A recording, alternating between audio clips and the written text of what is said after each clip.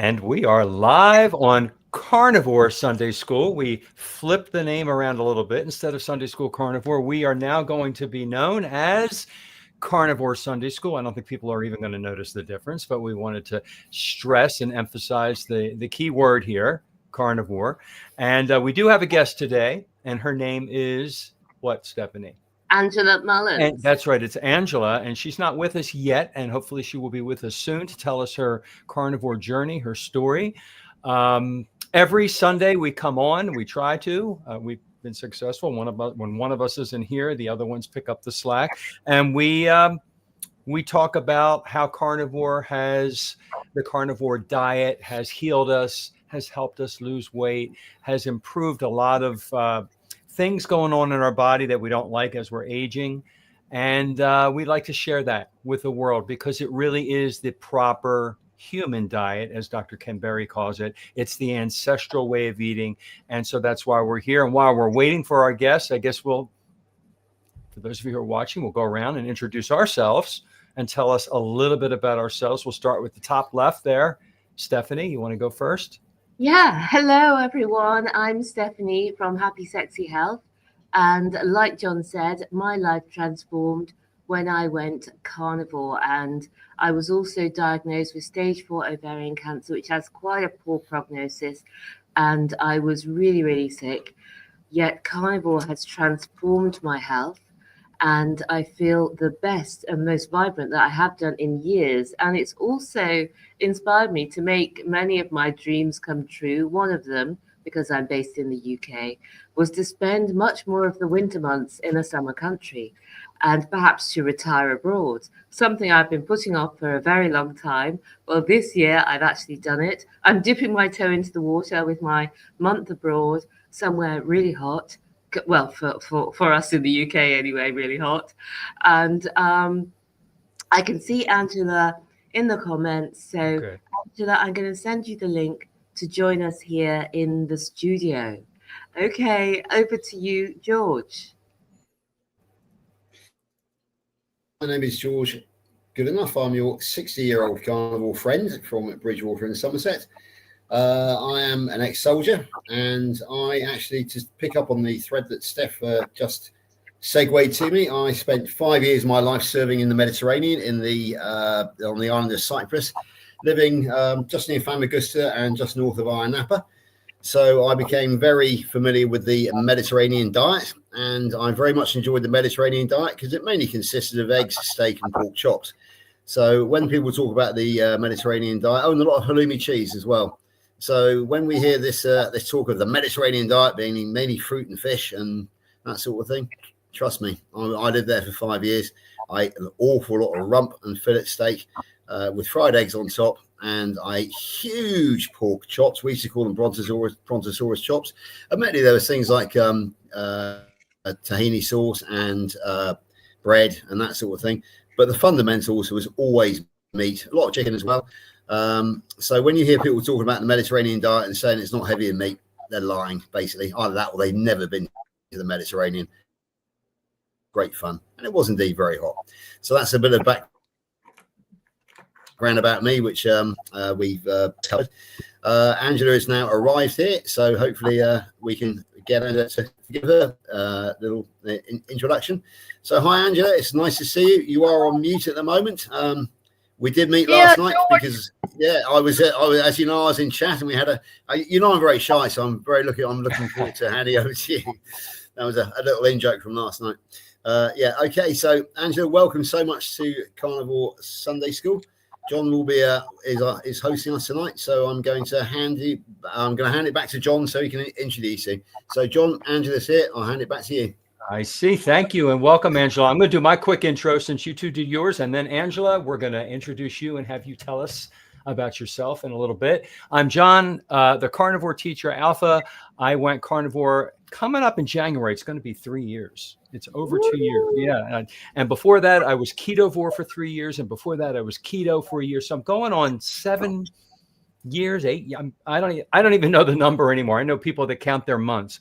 The healing that has occurred in my body, the energy level, the brain fog that has lifted, my depression, the emotional health has improved so much. My AFib disappeared, my lower back pain disappeared, the 35 pounds I lost, the confidence that I've gained, the outlook on life. I'm 60.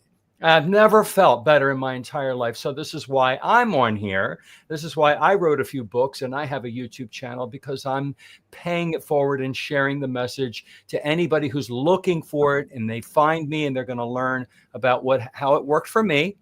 And a lot of other people are out there telling the same story and how it worked for them, how just putting the right foods in our body, along with other things, mind you, but food, the inputs in our mouth, it's the biggest thing that we have control over to make ourselves function at our optimal best. And that's food. And that's why we're here. So that's me.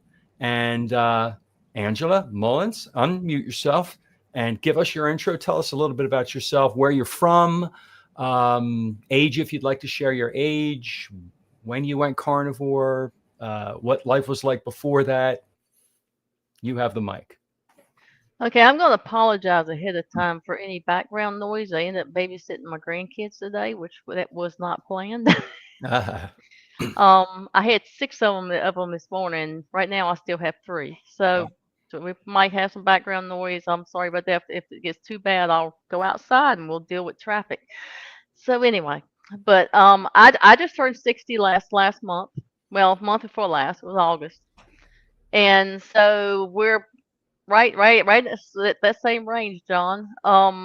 I've had a lifelong dieting. I was put on my first diet by a doctor. I was 6, and for a child that grew up in the southern United States, that was not bad advice. It was, you can have 1 starch at your meal, but of course, what does Grandma cook? Fried chicken, mashed potatoes, corn, homemade biscuits, cornbread, and then you had to choose 1 starch. So you could have, but of course, fried chicken, what's that? Coated with starch, right? So being 6 years old, it was to me, it was kind of traumatizing. But of course, my grandmother and my mama always, struggled with that 10, 20 pounds. So they would drag me to Weight Watchers. I remember going to school with a Dillamil in my back pocket. Any fad diet, like a 7-day diet and meal plans, that's what mama did. And of course I had to do it with her, and just anything that we could find. So, I was on track team in high school, still 10 pounds more than I weigh right now. And I was running track, which was 165 pounds. I'm 5'5". I'm around 155 right now.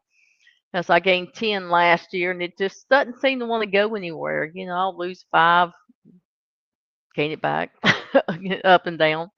Last 3 months, I've stayed pretty steady, like right at 154. July 1st and October 1st, I was exact same weight. I did measurements, fluctuate like a quarter inch here and there, just not much change. So, I mean, I'm glad I'm maintaining, not gaining, right? I do have 5 autoimmune diseases. My autoimmune that affects my neutrophils, which is a white blood cell. I have not had to go to the oncologist for the last 7 years, which is wonderful because of that. It was actually higher this past time when my doctor ran blood work than it ever had been. I was glad about that. I have celiac, lupus. Let me see, that covers 3 of them. I have EDS, so it affects my vascular system. So who knows? I'm hoping that the aneurysms shrink, but if they maintain, then that's good too, as long as they don't grow. I've had chronic pain most of my life since I was a teenager. I've been on oxycodone just so I can sleep. I'm no longer taking that, which is wonderful. I have Hashimoto's. That's the other one I was trying to think of. But I'm not on thyroid medication anymore because basically my doctor said it wasn't doing me any good. So why take the medication if it's not doing anything? So I'm still hoping for a lot of good healing. Of course, I've never had anything like diabetes, high blood pressure, that type of thing. So, you know, so I didn't have that to deal with. But and sure, I'd like to lose 10 pounds, maybe 15 pounds, and that'll probably come. But I'm more here for the healing. I started Carnivore back March 2004, and yeah, I might have had a few things here and there, but not very often. So that's where I am at the moment, and I just finished Dr. Kilt's coaching course, which Stephanie did too, and George did too, and we just finished that up, and I'm also taking the PhD coaching course, so I'll finish that up in March. That's the one with Dr. Barry, correct? Yes. That's great. Wonderful. You said you didn't have diabetes or high blood pressure, and you made it sound like those were the really bad things, but you listed some of the things you listed popped my eyes wide open. So you mentioned celiac disease. You mentioned the 3-letter one. What was that one? EDS. Ehlers-Danlos syndrome. It's a connective tissue disease. It's like 12 different flavors of it, if you want to say. A lot of people have it. They got the hyper flexibility in their joints is how it affects them. I think my daughter might have that one because she has popped her shoulder out of her joint. I don't know how many times. Then I'm sorry, one of my grandchildren are We don't hear it. closing the door. We're okay. Okay, good. So so mine affects my circulatory system. I kind of think it's something that probably runs in the family because my grandfather died of a brain aneurysm. He was 49 years old. Mm. So I'm thankful I've made it to 60 because I've got one in my ascending aorta. Your aorta is supposed to be like 23 millimeters. Mm-hmm. Mine is 45. Mm-hmm. And about a month or so ago, George might remember because I told Dr. Nelson during one of our classes that they found 2 more aneurysms in my head. One of them's on my left optic nerve, and the other one's on the right side, close to the optic nerve, but not in the same location. On October 23rd, they're going to do a full upper body scan to see if they find any more. So I'm asking people, if you pray, to pray for me that they don't find any more, and of course, if they do, that they can do something about it. So you started the carnivore diet in 2004, mostly Right. on. Can you tell us from 2004 to today some of the improvements? How do you think changing your eating habits improved some of these things that you mentioned?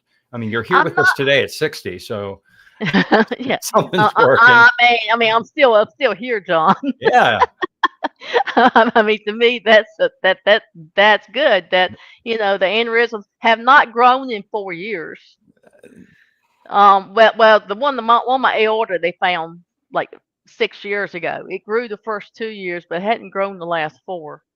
So, of course, I've eaten low carb since 2002. So I haven't done like high carb, and then I found out I had celiac, so I haven't done gluten, no bread and that type thing. So I was probably close to carnivore, like ketovore then. But like I said, I don't have to take pain medication anymore. I don't know if you can see it in the camera, but I got a lot of these scars over here. No, I got some over here, but not as bad as these, where I used to have to take oxycodone to sleep. Oh. And oxycodone, I have a side effect from it. It makes me itch. So in my sleep, I would scratch the skin off my face. So now I have scars. So, but I'm thankful I don't have to take that just to be able to sleep now. So, and of course, I've incorporated some of the sleep hygiene things that we learn in the coaching courses to, like the blue blocker glasses at night. And I actually put the the bulbs in my room where it won't have had a blue light in there at night, and I think that's really helped. That's good. Do you have a nice cold bedroom and room darkening Well, I don't like. curtains and? I don't really like. Well, I've got a sleep mask, Oh, all right, that works. Yeah, so that and works. and Yeah. I've also heard colder is Yeah. better. Yeah. I just don't like cold. Okay. Just offering another suggestion. So I mean, it's not hot. So, but it's definitely not cold because I Uh, just don't like cold. Carnivore Muscle mentioned something. Now, we're not doctors. We Right. can't Exactly. We're not. possibly offer medical advice, but I also take taurine because I have paroxysmal atrial fibrillation. I'm in remission. I've been in remission since I started this way of eating. And he's suggesting taurine as well for Okay. your heart issue. Have you heard anybody give you that suggestion? No. I started taking creatine because because I also have osteoporosis, and I want to keep my strength as I'm growing older. Mm-hmm. And of course, do some resistant exercise. I can't lift heavy though, and but I'm assuming even if I lift light, if I do more reps and just be consistent, I can still build strength. And So, he's also suggesting K2 with MK4 supplement. well, Just I something take else to look into. Yeah. well, I take vitamin D, and the vitamin D has K2 in it. Yeah, it So should. Good. yeah. Yeah, So make sure your D is in an oil that's not a seed oil. yes, it is. All right, good. It's not. Yeah. That's important. Yeah, the one I take is has coconut oil in it. MCT, good. Good. Yeah, that's Yep. better. All right. Any thoughts or questions from our other hosts there that you'd like to ask? There's a lot to unpack here and talk about. Steph or George?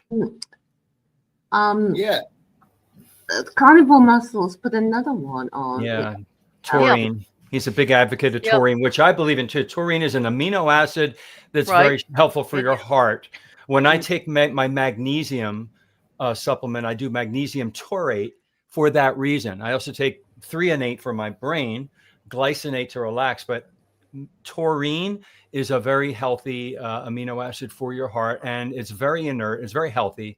It's like it's not medicine. It's a supplement. Right. It's an amino acid. Yeah. So let's say she's leaving too much on the table and I'm taking taurine. In my expert opinion, very cost effective. It is affordable because I buy it. Aids appropriate heart remodeling, K2 MK4 specifically, not MK2 MK7. So my big thing is just check it out. Do some Googling and see if there's something you can add to what's already working for you. Obviously, whatever you're doing is working because you're here with us. You look well.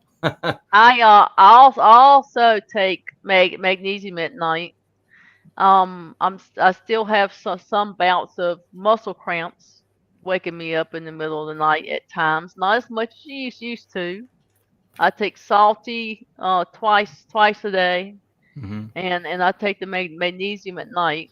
What kind of magnesium are you taking? It's actually a blend. A different. It's by Pure Vitamin Club.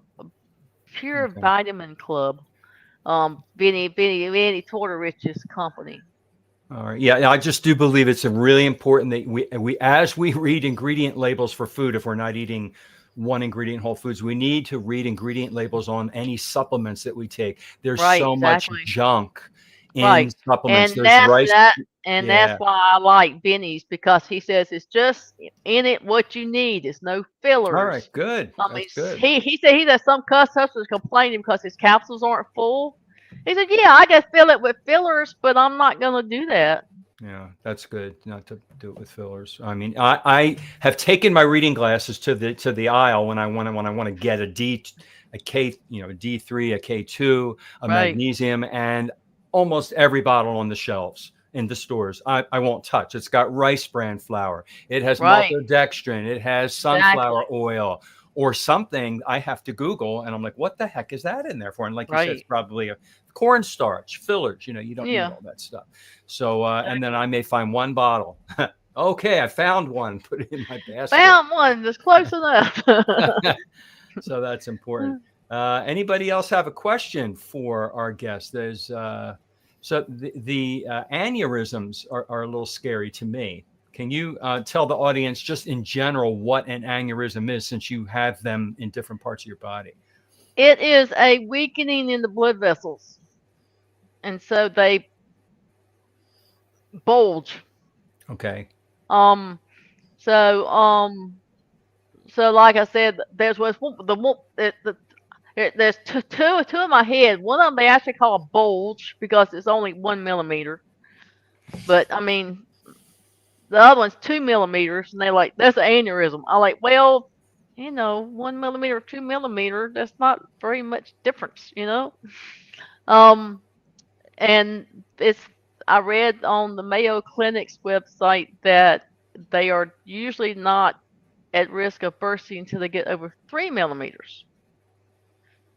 So, but we know 1, 2, and 3 millimeters isn't that much distance between those, right? And but your aorta, you said, was bigger.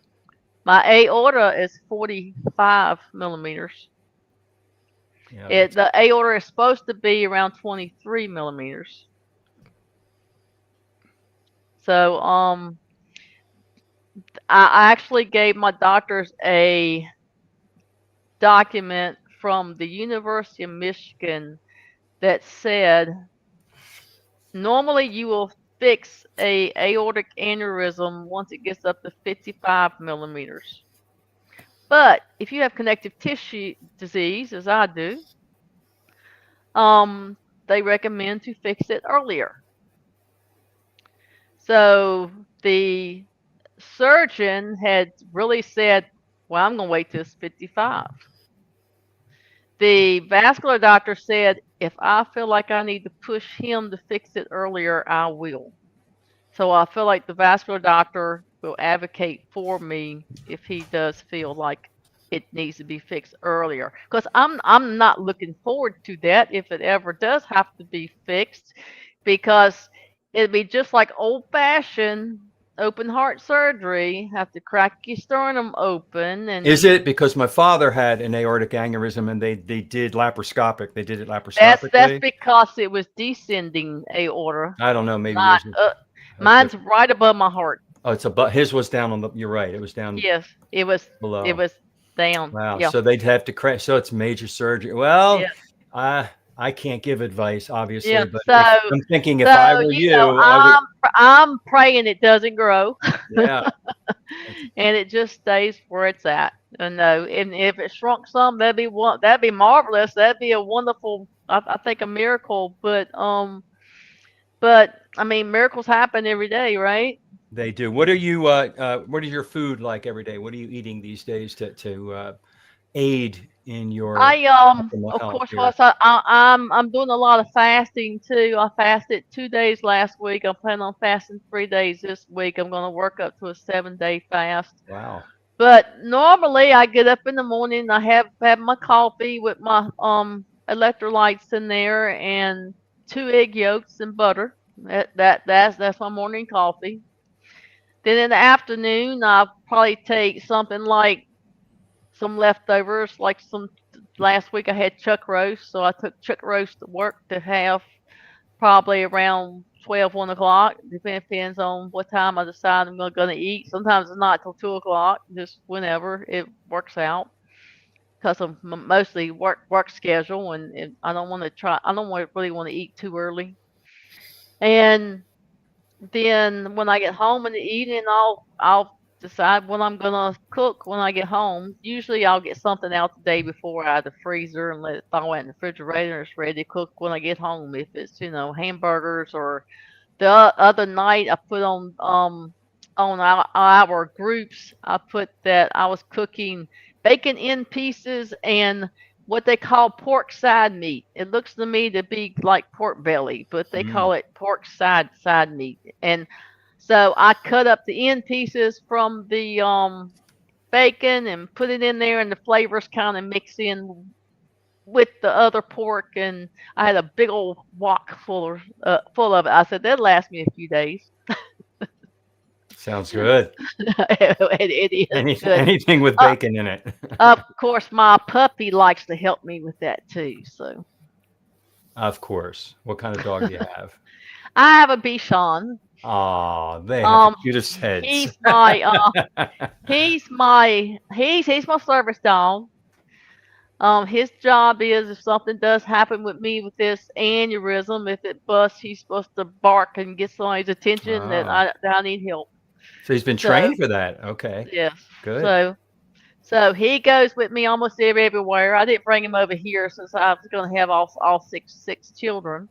But I usually take him everywhere with me. I took him to low carb for better health with me. I took him when I went to a motorcycle rally a couple weeks ago, and he was with me then. Of course, we have church when we have motorcycle rallies. We have church services twice a day, and a lot of times I had to take him out because he wanted to play at my granddaughter so much. He started barking at her, so I had to take him out because he was disturbing the service. When my granddaughter's around, it's like all bets are off if he's going to behave or not. I said, yes, he's trained, but. All right. But, his favorite girls around, it's like. George and Steph, do you have any questions for Angela? Yeah, I've got a couple of things to pick up on, John. Firstly, you and I both smiled when Angela announced her name because it turns out that she was born in August of 1965, and of course yes, we both smiled. Is it John was born in July of 1965, and I was born in September of 1965. So we've got July, August, and September covered. Anybody else in the audience? Can we cover all 12 months of September? Just one point there. And secondly, we have the wonderful Amy Davis rocking coach Amy in the audience today, and she has sent a message saying that she too is on the PhD. And basically, she said if you need anybody as a homework partner, give her a shout.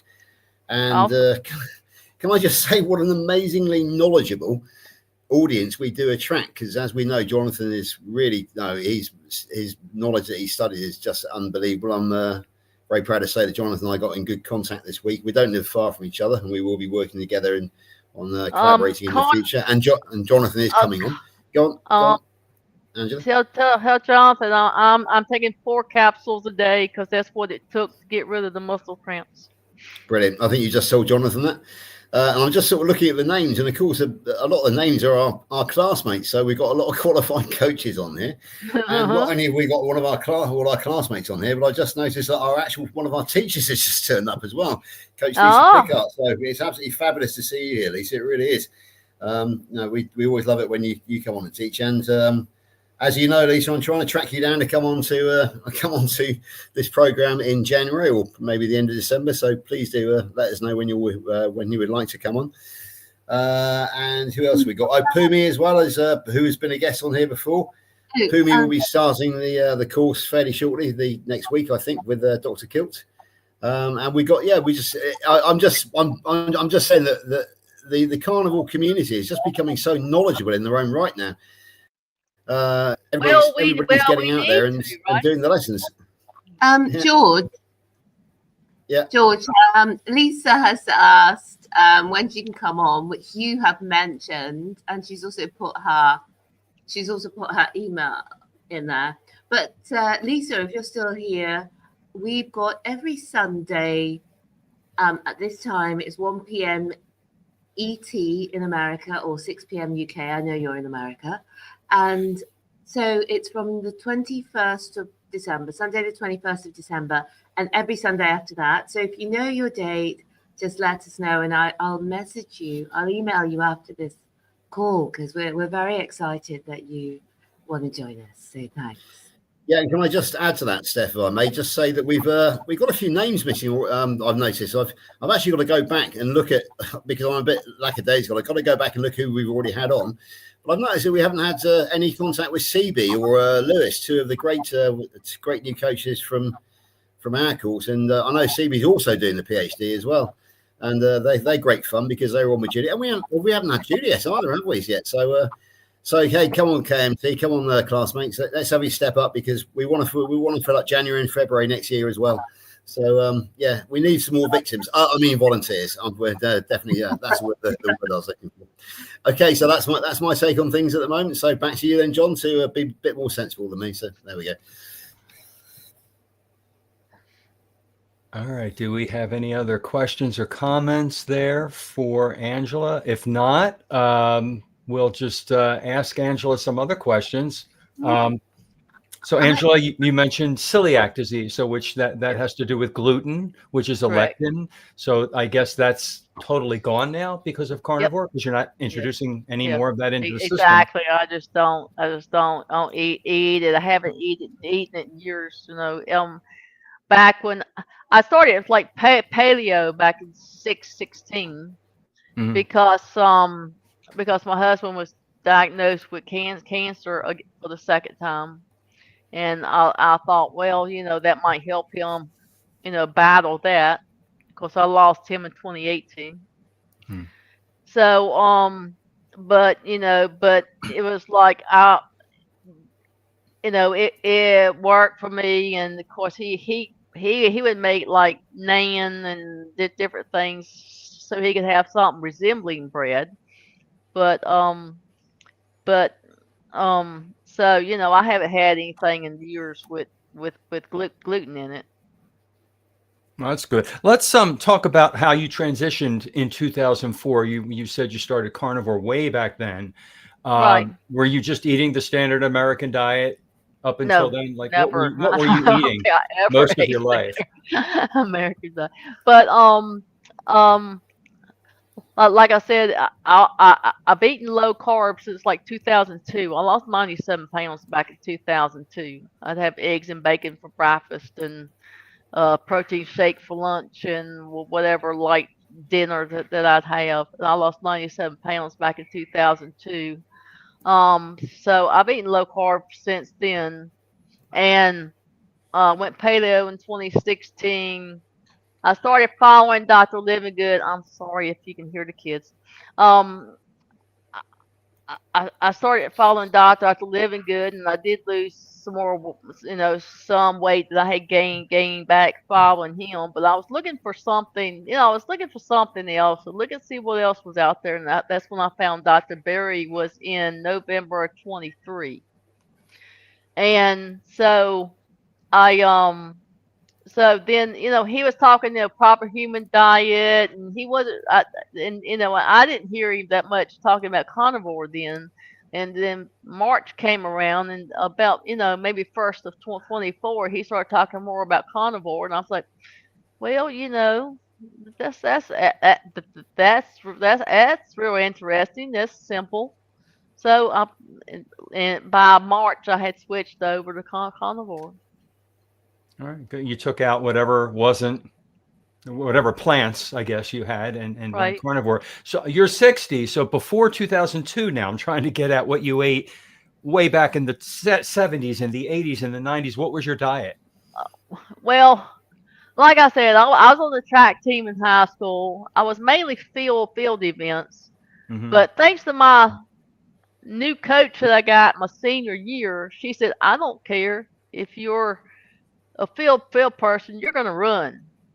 And I didn't lose any weight. I still weighed 165 pounds, but I can run.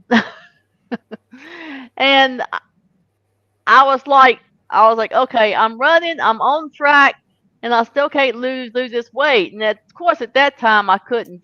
I was like, I don't know why, but I do know why, because my daddy would, he'd make desserts there every Sunday. My daddy was a good cook. He still is.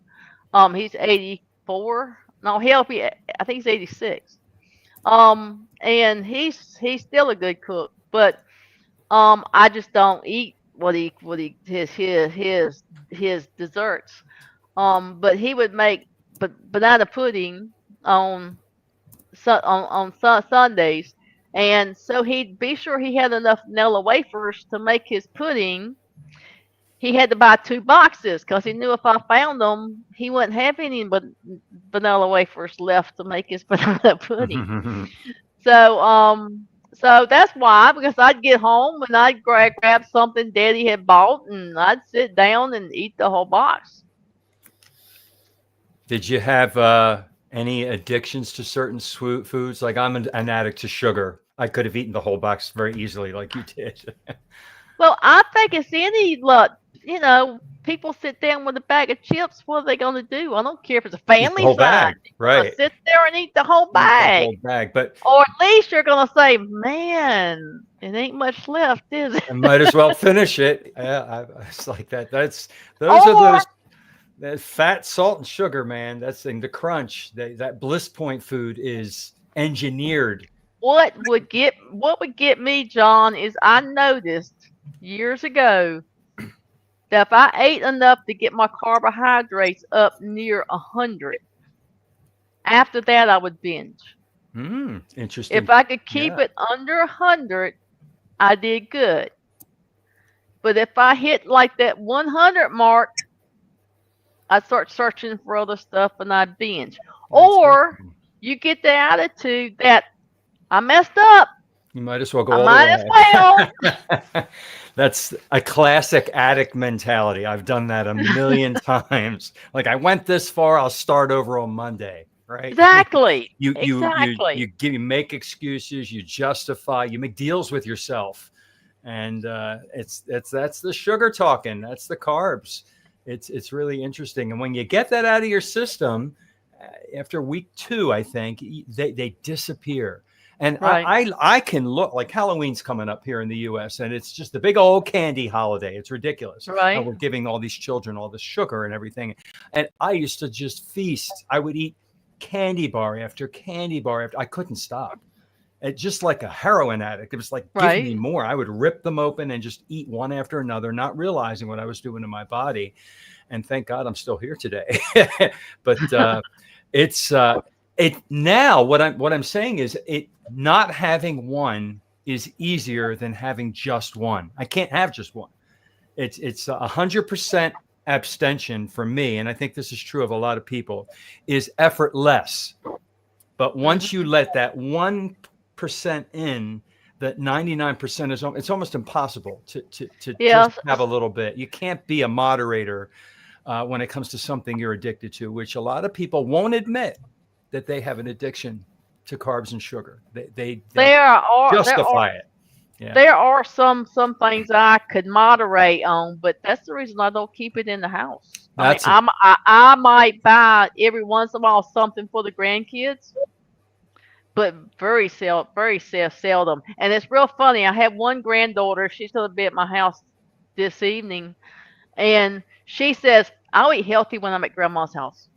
see that she's learning. They learn their habits. But she will not eat healthy. She doesn't want her mama to cook for her at home when I cook for her at my house. No, she go to your house. They learn their habits from you're a good role model. She'll remember that. Because if they let her, she's like 7. I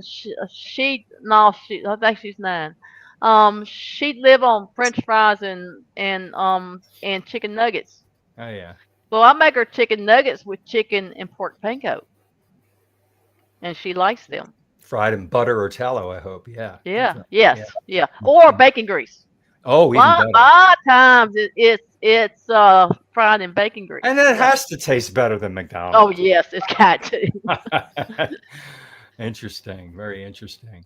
Yeah, it's so interesting because Coach Lisa has come in about the addiction, but she's also asked another interesting question, which I'll put up. Do each of you feel you moved along with your carnivore because of a movement? I wasn't sure whether she meant the exercise movement or the carnivore community, but No, I think she's talking about community. Yeah, community. And George has answered and said the carnivore community is what inspired me to take my carnivore to a different level. So maybe we could answer that question. And George, do you want to expand on your comment?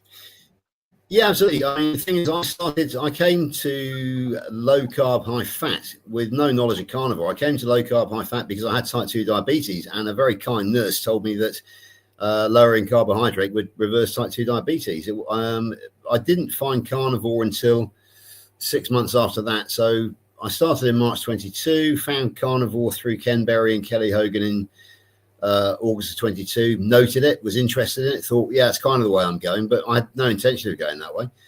Then I met my first ever friend in the carnivore community a year later in August of 23, Larry Allhands, the carnivore soldier. He's not quite so busy on YouTube anymore, but I've got him on Facebook, and he's still around. So and he's a good friend of John's as well. And then I met Lauren Tucker in October of 2023. Lauren introduced me to a couple of, she didn't have a big community at the time, but then she introduced me to a couple of other people. Then we merged 2 WhatsApp groups of about 4 people. So by the end of 2023, I had perhaps 8 carnivore friends in the world.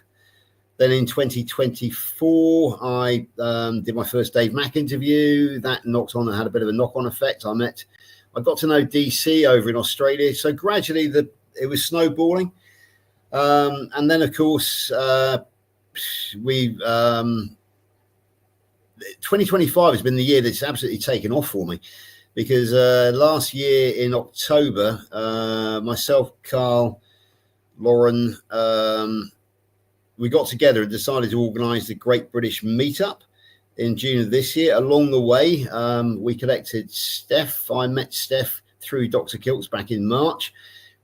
Recognised her potential in the dear girl, and so I jolly quickly got her on side and got her onto the committee, and here we are now. And basically, so Steph and I seem to follow each other around faithfully. Lee Copus of Kent, the Kent Carnivore, very famous English carnivore. Sarah Wright's Healthy Carnivore UK, and then because I met Steph on Dr. Kiltz's show, I kept on following Dr. Kiltz, and the next thing I know, I'm officially, according to Kerry Mann, the self-appointed UK ambassador to the American carnivore community. He actually announced that to the world the other night. I think he had his tongue in his cheek, but but he actually did say that. So I now have a worldwide carnivore community. I've taken the coaching course, and you're absolutely right, Coach Lisa.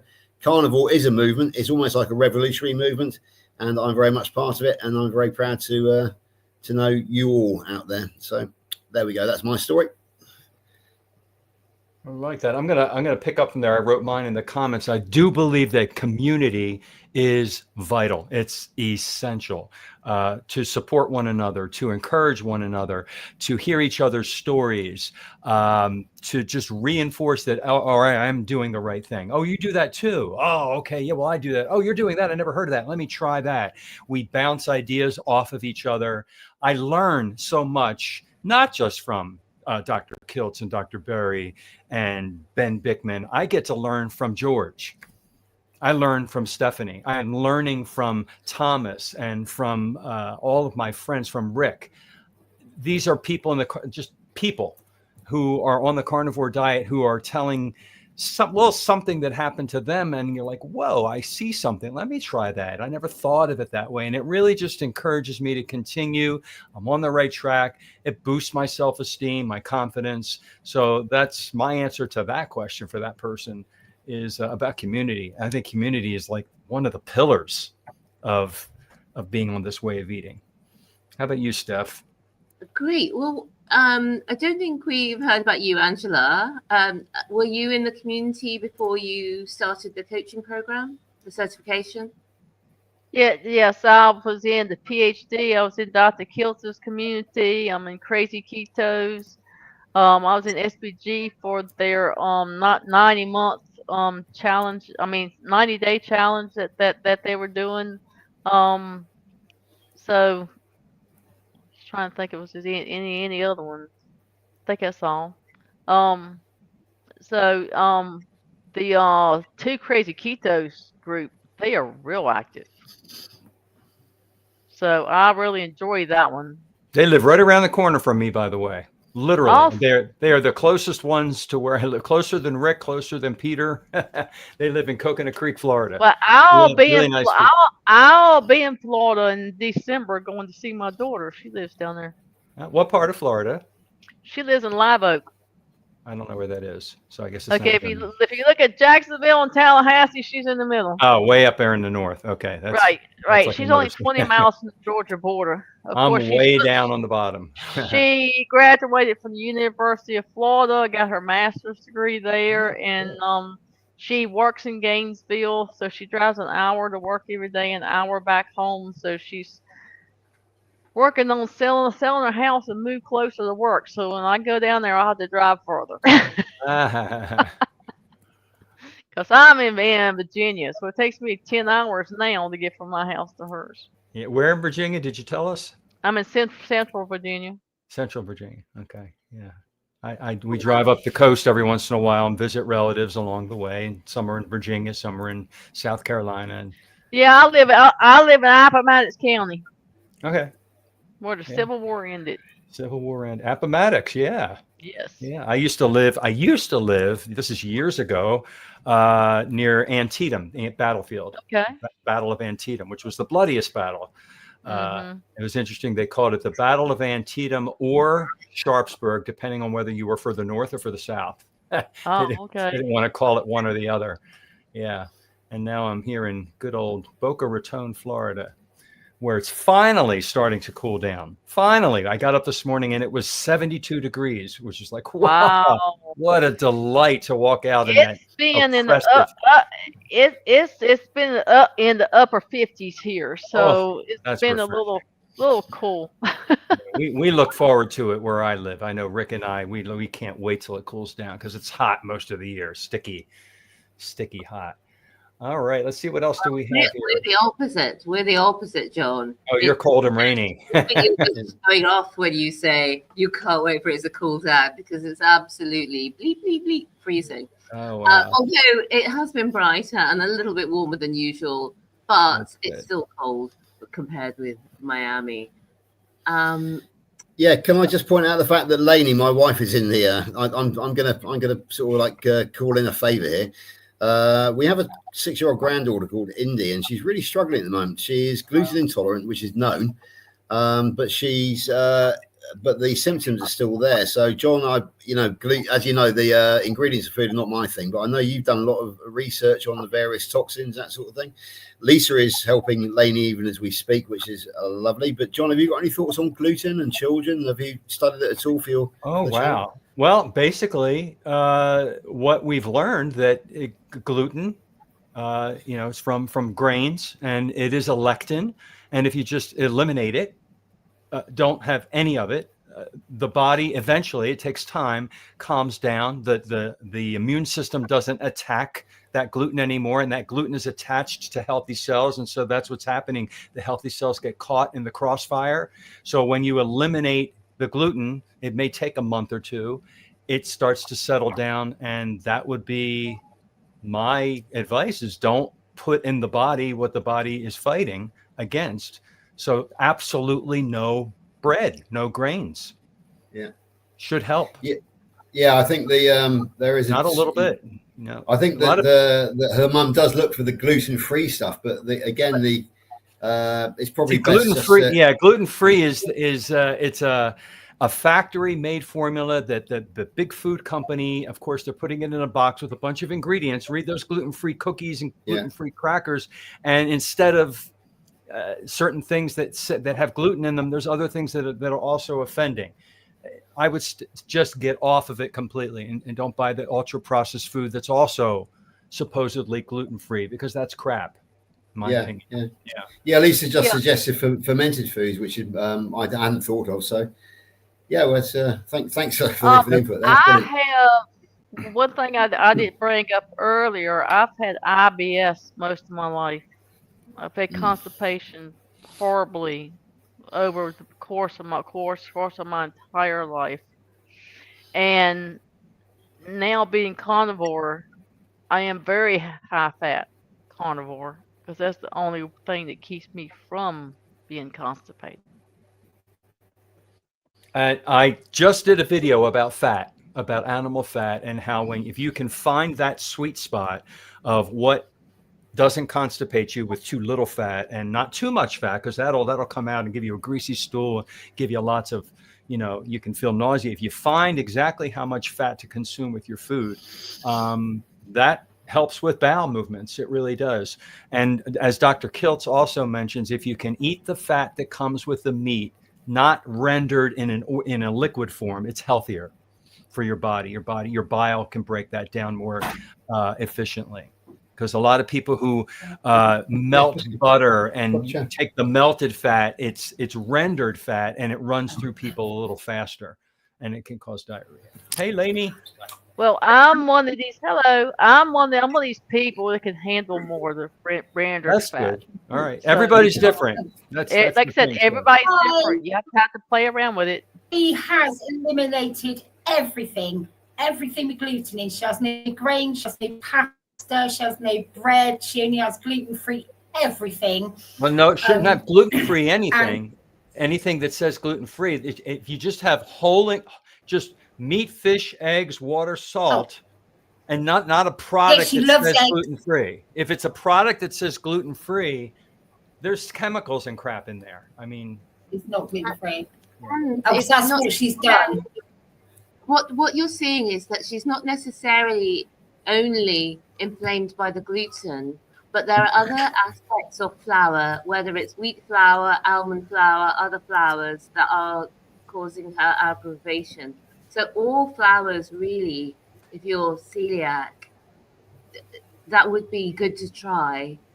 And then if she really wants to continue some, she could try reintroduction. But I think John's right with that. A lot of people find it's not just the gluten that they are intolerant to. it's the substitute ingredients they're using in place of gluten that are, and then it takes, I don't know, Lainey, how long has she been doing this?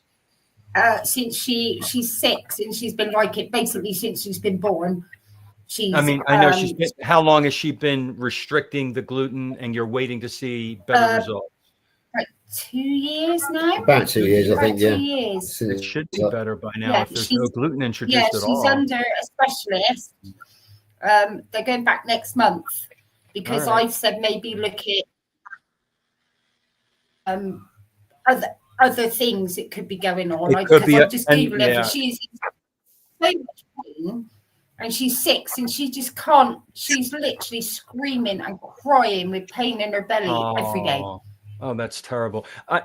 I know what And Dr. Anthony she's- Chafee would say. He would say, and I don't know if this would be for an adult, for a child. He would say meat, salt, and water only for 90 days. That's an elimination diet that eliminates any possible offender, and then add something back in that is not meat, salt, and water, and wait a week and watch the body. See, that should.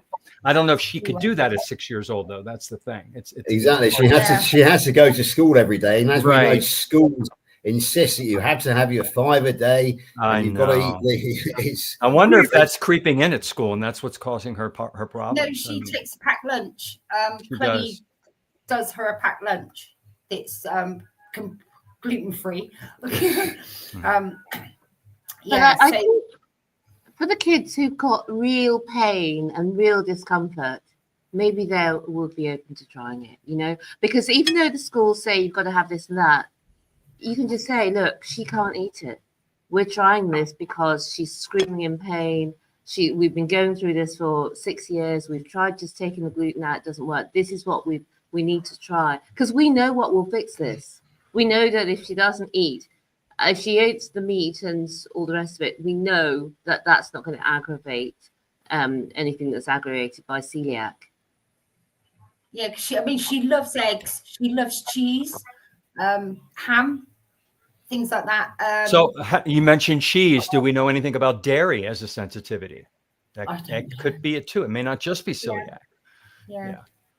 Angela, what do you think? You have celiac. Any thoughts from what you've learned? Well, she says she's been tested and they say she doesn't have celiac. But I know sometimes the doctors can say, well, so and so didn't test for this, but we can't rule it out either.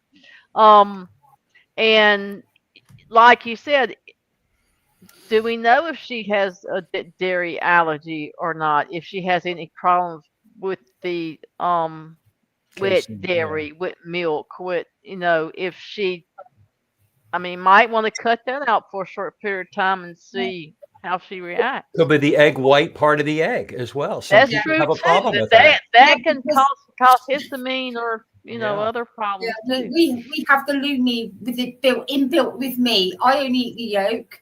My grandson only eats the white, and Indy only eats the white. Steph, are you trying to break it? Are you going to suggest allergy testing by any chance? Well, because Lauren lives up the road from Yeah, I was you. going to say that.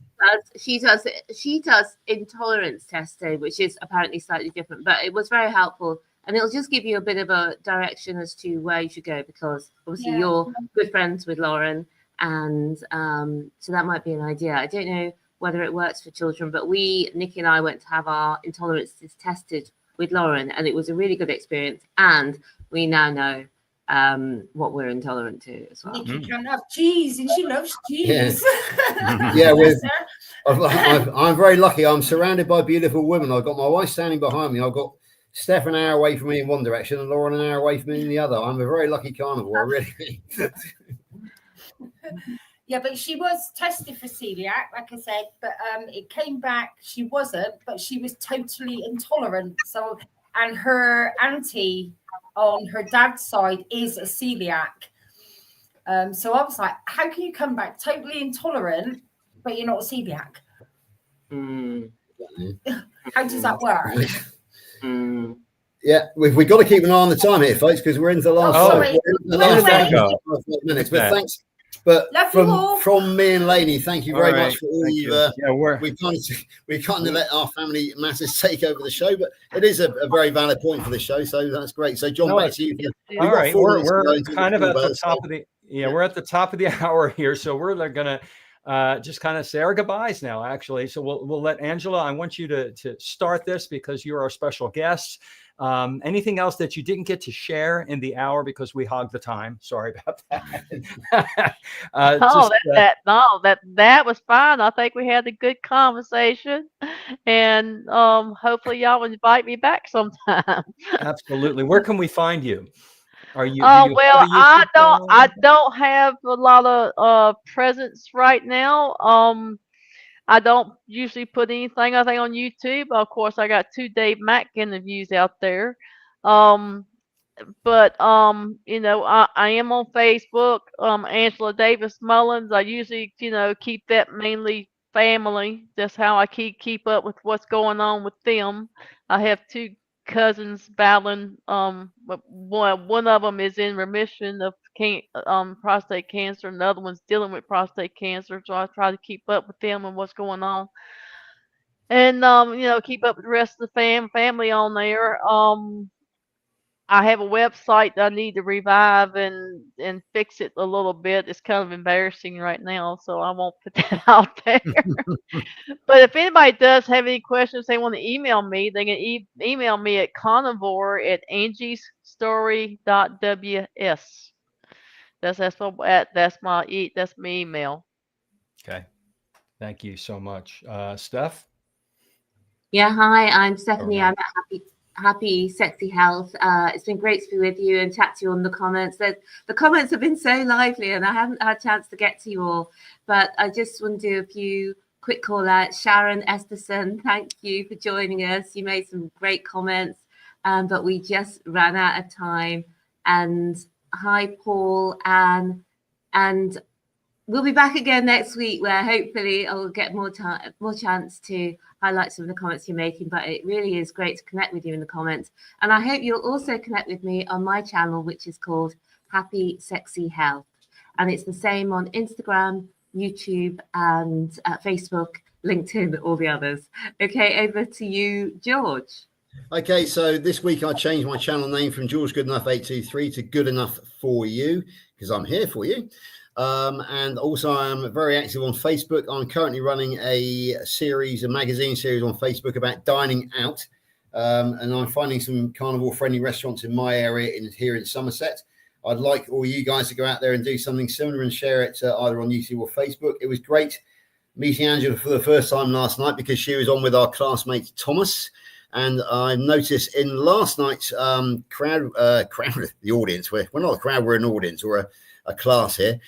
We had Anne, who is joining us tonight, and I believe Anne is a fellow Brit because she tells me she comes from Midhurst in Sussex, a place which I know fairly well. So it's lovely to see you here, Anne. And as always, we have the absolutely gorgeous Jo from Nottingham. Joe will be coming on with us fairly shortly. I was lucky enough to find Joe on live maybe about a month ago now, and we've been talking ever since. I just want to reiterate what I said earlier, really, just how wonderful it is that we got such a knowledgeable, a growing, and a great fun class. We'll call it a class. So yeah, I'm a very happy carnivore at the moment. It's been a very successful week for me in the world of the carnivore. Got my certificate, relaunched my channel. Yeah, I'm just a happy carnivore. Okay, back to you. And that goes with it. We are happy when we are fueled properly and just our body feels like we're not pushing against the stream. We are happy, and I'm that way too. I'm Carnivore Teacher Alpha on YouTube and all the social media channels. I just published a book called Processed to, if I can get the screen to show it, Processed to Death. It's on Amazon, and the Audible will be coming out soon. I have my other book too. I put out a teaching video that's 3 to 5 minutes long every day. I do these every Sunday. I also do other interviews, just so that we can put ourselves out there so that people can find us. And my channel is growing, and I'm getting great feedback from people asking questions, just like they ask questions here in the comment. So hoping to help people the way they have helped me. And I love this community. I feel stronger and happier because I'm part of it. So I encourage anybody listening who's new or not new to join a Facebook group and sign up for Carnivore Sunday School and other shows, just to get out there and talk, because we can never stop learning about better ways to nourish our body and our mind and our soul. And we get those ideas from great teachers.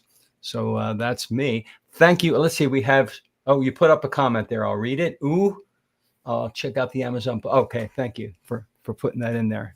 I noticed also Carnivore Muscles on here. You guys are calling him Jonathan. I don't think I've met him. He has some amazing advice that he's constantly been putting things in there. Do we have him signed up as a guest? Yes, we do. All right. Good. We do, and I believe he's coming on December the 7th. And a quick note, he will also be the lead speaker at the Great British Meetup next year as well. Fantastic. So, good. Yeah. So let's see. Yeah, Jonathan's great. He really is. Great. And Jonathan, thank you if you're still on listening for your advice during today's show. Appreciate it. So that's it, everybody. We hope you'll join us next Sunday for Carnivore Sunday School. Same time, same channel, same wonderful host, another great guest. Take care. Bye. Bye. Bye, everybody.